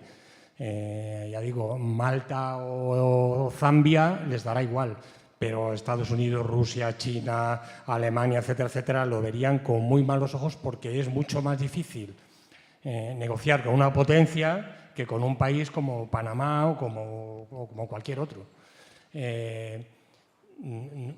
Y creo que lo que se está haciendo con la leyenda negra es usarlo como vehículo para impedir esa unificación, pues como una especie de mecanismo psicológico según el cual si aquel país que produjo un solo imperio fue un maltratador y un borracho y un asesino y un violador, pues entonces pues no nos vamos a unificar, porque claro, los padres que tenemos, el padre o la madre, pues son unos bestias o fueron unos bestias. Es decir, es una especie por favor, de mecanismo hagan la psicológico. pregunta. Por favor, no Sí. se extiendan, que estamos más... Sí, no, simplemente Hagan la pregunta. opinión de Marcelo Gullo al respecto, pero vamos. Bueno, es muy simple. Usted tiene razón. Claro que se van a oponer. No hay ninguna duda de eso. Si intentásemos hacerlo hoy, nos llueve 50 cañonazos por la cabeza. Claro, porque los poderes son siempre así. Pero hay una ventaja, que lo que yo denomino en mis libros, en Madre Patria y también en otro libro que acá no se conoce, Relaciones Internacionales, las ventanas de oportunidad. Las ventanas de oportunidad se dan cuando los poderes se enfrentan entre ellos. Cuando se comienzan a enfrentar entre ellos y ese enfrentamiento cada vez más agudo, no tienen tiempo de dedicarse a mirar otra cosa que el enfrentamiento principal. Y esa es nuestra ventana de oportunidad. Por eso habrá una ventana de oportunidad de no mayor de 25 años o 30 años, ¿está? Que se está empezando a abrir. Y si la aprovechamos, mientras que dure el desorden mundial, lo haremos. Y si no, se cerrará la ventana y cualquiera nos impedirá. Pero también hay otra cosa que tener en cuenta. La unificación, porque ellos nunca han podido destruir la hispanidad. Para destruir la hispanidad, tendrían que haber destruido el idioma. Lo intentaron, pero no pudieron. En Argentina lo intentaron. Echeverría y Alberdi querían que se dejara de hablar español y se hablara francés o inglés, ¿no? En un momento otros soñaron que se hablase el lunfardo, una mezcla de italiano con español. No lograron. Si la hispanidad está viva, a tal punto está viva que claro, las uniones no siempre se hacen para el bien, se pueden usar para el mal. Que los grupos políticos, como el Grupo de Puebla o del Foro San Pablo, se unifican, ¿está? Entre España y América, claro, ¿está? Porque la tecnología lo permite y los viajes lo permiten, es decir, la hispanidad está absolutamente viva aunque esté mal aprovechada. Entonces esa hispanidad existe, no han podido destruirla. En Filipinas lo pudieron destruir, en el otro resto del mundo no. Por eso no existe Hispanoasia, si no existiría Hispanoasia, que no existe. Pero vamos a tener una ventana de oportunidad, que es cuando todos los poderes se enfrentan entre ellos. Los poderes no son ni buenos ni malos, son. Yo no digo ni que los americanos son buenos ni malos, ni que los rusos son buenos ni malos, me dan igual, porque los poderes siempre se enfrentan a otro.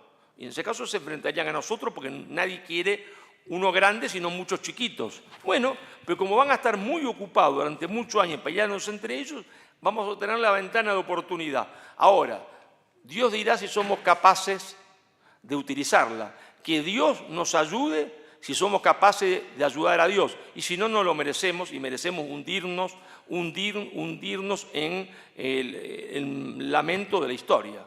Bueno, ojalá que no sea así. Última pregunta, bueno,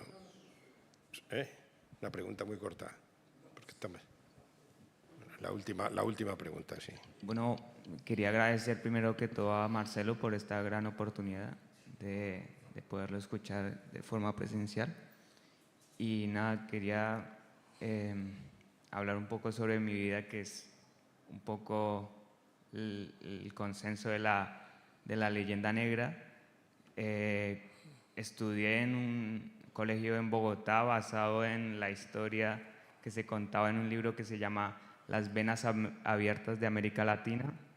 Pasé a vivir a Lanzarote, donde gracias a mi madre pude obtener la nacionalidad española, ella también colombiana y trabajando mucho tiempo aquí. Luego pasé a estudiar a la Universidad de Valladolid en ingeniería y me he dado cuenta de que muchas veces nos enfocamos mucho en las pequeñas diferencias que tenemos entre América y España en concreto. Por ejemplo, en cómo se dice judía, si frijoles, y por otros. Literal. Y no vemos la grandiosa y la gran hermandad que tenemos como pueblo. ¿Cómo podríamos llegar a comenzar a reconstruir de forma pacífica y en hermandad la hispanidad? ¿Cómo estamos haciendo ahora? Y con otras cosas que se le ocurren a otros, a uno se le ocurre una película, a otro un documental, a otro un libro, otro tiene un diario y predica esto en el diario. Como estamos haciendo ahora, hay que profundizar el tema cultural. Si no profundizamos en el tema cultural, es inútil ir a la política, no avanzaremos nunca. Primero el tema cultural. Y encontrándonos, porque cuando nos encontramos, nos damos cuenta que somos iguales. Pero igual no quiere decir que todo el mundo piense igual, porque eso sería estúpido. Ni que todos tengan la misma costumbre, también sería estúpido. Y sería idiota y sería inútil. Lo más rico es que tenemos costumbres distintas, pero es la diferencia entre la sustancia, que decía Aristóteles, y el accidente. Hay mesas negras, ¿no? Mesas blancas, mesas amarillas. Una tiene 4 patas, otra tiene 3, otra tiene 2. Sin embargo, todas son mesas. ¿Por qué? Porque la sustancia, hay algo que los hace ser mesa, pero uno es negra, otra amarilla, otra es blanca, una tiene 4 patas, otra 3, una. Sí, y nosotros somos así, somos en sustancia un mismo pueblo, pero en accidentes distintos. Uno es negrito, otro es más indio, otro más blanco, otro es mestizo, uno tiene los ojos ovalados, otro tiene rasgados, qué sé yo. ¿Verdad? Y uno se da cuenta cuando. Yo he vivido siempre en Argentina. 1988 vengo a Madrid para estudiar la Escuela Diplomática de Madrid. Y ahí había hondureños, dominicanos, venezolanos, colombianos, peruanos, por supuesto argentinos, chilenos, mexicanos, españoles. También había coreanos, filipinos, alemanes, marroquíes. ¿Y con quién uno se sentaba en la mesa? ¿Y con quién salía de juerga a la noche? Con mi amigo boliviano, no con el coreano que no me entendía nada, y yo con el boliviano nos hacíamos con los ojos así, ya sabíamos qué chica nos gustaba, ¿verdad? Bueno, porque es así, porque pensamos igual, sentimos igual. Sí, él comía más picante que yo, por supuesto, en Argentina no sabemos que el picante, después me terminó gustando. Pero somos un mismo pueblo. ¿Cuándo nos damos cuenta de esto? Cuando nos juntamos. Pero como siempre hemos vivido de espalda, que tenemos diferencias, pero hombre, la misma diferencia que tiene un andaluz se entiende con uno que vive en Galicia. Comen distinto, tienen acento distinto, y sí, ¿cuál es el problema? ¿Está? En sustancia somos el mismo pueblo y nos damos cuenta de lo idéntico que somos y lo distinto que somos de los otros cuando nos juntamos. ¿Está? Cuando nos juntamos. Paco, y ya y cerramos. Paco, sí.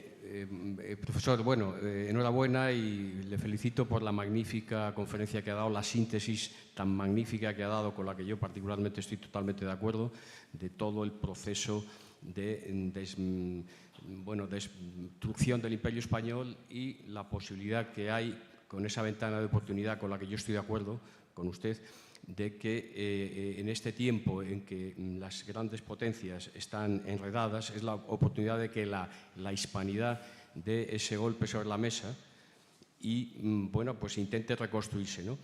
Entonces, yo simplemente, la verdad es que no he querido hacer una pregunta, pero simplemente apoyar la idea que no sé si le he oído a usted de que alguien ha dicho que las grandes potencias no iban a permitir una reconstrucción del Imperio Español, por supuesto. Pero yo creo, y ha apuntado Rusia, ha apuntado China, en fin, yo creo que los únicos que se opondrían a eso y el enemigo a esa reconstrucción del Imperio Español sería, en mi opinión, y hablo como geopolítico aficionado, bueno, aunque por mi formación profesional he estado muchos años haciendo geopolítica, yo soy oficial de la Armada y he estado haciendo inteligencia geopolítica, ¿no? En el Centro de Instrucción de Inteligencia de las Fuerzas Armadas. Entonces, yo veo solamente el mundo anglosajón, Estados Unidos y Gran Bretaña, como el obstáculo para que un posible reconstrucción o, en fin, del Imperio Español. Y nada más. Muchas gracias por su conferencia. Gracias a usted. Ellos fueron los que hundieron el transatlántico, ¿no? No hay duda de eso. Bueno, pero de hecho no nos convierte a nosotros en antinada. Nosotros no somos antinada, ni antinorteamericanos, ni anti-ingleses, ni anti-rusos, ni anti-chinos. Nosotros somos pro nosotros, eso es lo que tenemos que entender. Si alguien nos enfrenta y nos quiere desunir, estamos en contra de quien nos quiera desunir. Pero no tenemos nada contra nadie. Eso es fundamental para nosotros. Nosotros somos una propuesta distinta de los otros. Nosotros somos nosotros mismos y somos una civilización extraordinaria y una cultura extraordinaria. No tenemos nada que envidiarle a nadie, aunque seamos más pobres muchos los países, no tenemos nada que envidiarle. Y no estamos en contra de nadie. Lo que queremos es que nos dejen ser a nosotros mismos y solo vamos a enfrentar a quien no nos deje ser. Nada más. Sea chino, ruso, alemán, no nos importa. Está a quien no nos quiera dejar ser. Muy bien.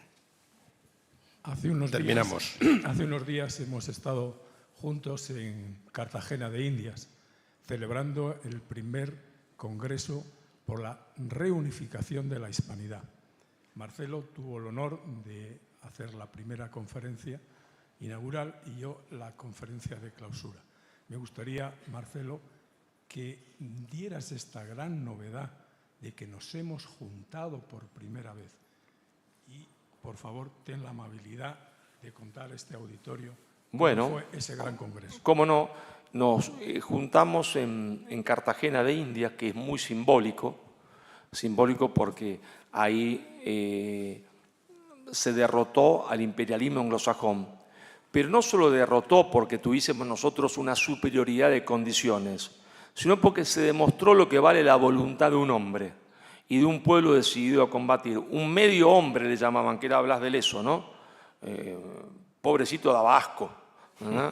Y sin embargo, medio hombre tuvo la voluntad de combatir y los detuvo. Si no, otro hubiese sido la historia. Ahí también estuvo el hermano de Washington, era una tropa anglosajona extraordinaria, fenomenal. Ya tenían monedas para conmemorar su victoria. Y ahí nos reunimos en esta ciudad absolutamente simbólica. Habíamos hecho muchas reuniones parecidas en España, pero ninguna en América. Entonces era importante una reunión en América. Y ahí había argentinos, colombianos, chilenos, de la América Central, por supuesto también españoles, colombianos. De Venezuela había una sola persona, un muchacho joven, pero que vivía en Francia. Por obvias razones, muchos venezolanos no podían viajar. Eso tiene una importancia gigantesca, porque como decía Hernández Arregui, la destrucción de la leyenda negra, que implica la reconquista de España, va a empezar desde Hispanoamérica. Porque si nosotros los hispanoamericanos decimos que la leyenda negra es falsa, se cae como castillo de naipes, ¿no? Y de ahí la importancia del Congreso que nos reunió. Claro que hay que seguir trabajando, pero tiene una importancia simbólica enorme, ¿tá? Ustedes dirán, pero son 4 gatos locos porque eran 200 personas o 300 personas y son muy pocos. Sí, bueno, está bien. En Covadonga también eran pocos, ¿verdad? Está bien, pero ahí hubo una voluntad de ser, de seguir siendo y de pelear por la verdad histórica, pero esta vez desde América. ¿Está? Diciendo, vamos por ustedes, españoles, a salvarlos. Nos juntamos para salvarlos a ustedes de ustedes mismos. ¿Está? Nos juntamos para salvarlos de ustedes mismos.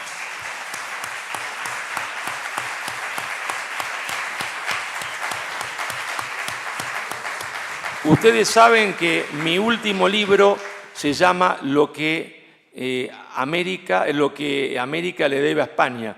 Si Dios me da vida y lo que yo digo se puede realizar en vida, espero que Dios me conceda escribir un nuevo libro que se va a titular al final de mi vida, Lo que España le debe a América, que es haberla salvado. Haberla salvado.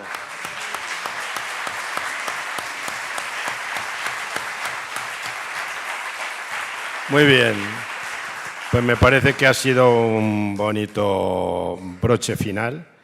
Yo esto cuando se habla un poco de la teoría esta de los pueblos, dudo mucho, ¿no? Dudo. Porque me acuerdo mucho de la teoría que hacía Toynbee acerca de las civilizaciones, ¿no? Porque su teoría es que las civilizaciones desaparecen, ¿no? Y cuando escribió su último libro en el siglo XX, en los años 60, dijo, la única civilización que está viva, el resto estaban algunas en colapso y el resto todas desaparecen. Quiero decir que llamaba la atención de la importancia de tener conciencia que las civilizaciones nacen, se desarrollan y pueden morir, ¿no? Spengler era más determinista y consideraba que se moría. Spengler, pero Toynbee no. Toynbee decía que siempre dependía de la voluntad del hombre. Hoy Marcelo nos ha hecho esa propuesta interesante. Como decía Toynbee, cuando las civilizaciones desaparecen porque es como el que está atrapado entre un gran acantilado y el mar viene y se come a la gente, ¿no? Hasta que hay uno, el líder, ahora se estudia liderazgo y todas estas cosas, pero no existen tantos líderes, hasta que hay uno que dice, no, hay que subir para arriba, hay que trepar para arriba.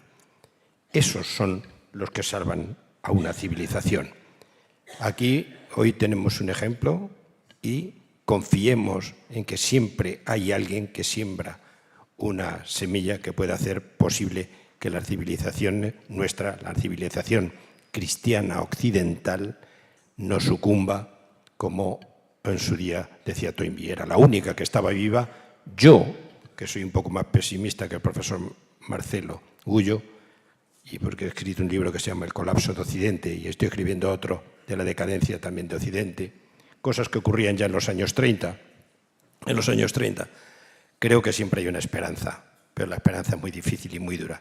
Tienen que llegar personas que sean capaces de trepar para arriba para que no nos absorba el mar. Hoy tenemos esa propuesta, se lo agradezco al profesor Marcelo Gullo y creo que cuando vengas por España estaremos en contacto. El contacto no desaparecerá y nos reencontraremos aquí y en otros sitios, donde sea, para apoyar gracias. Todo eso. Un aplauso para él.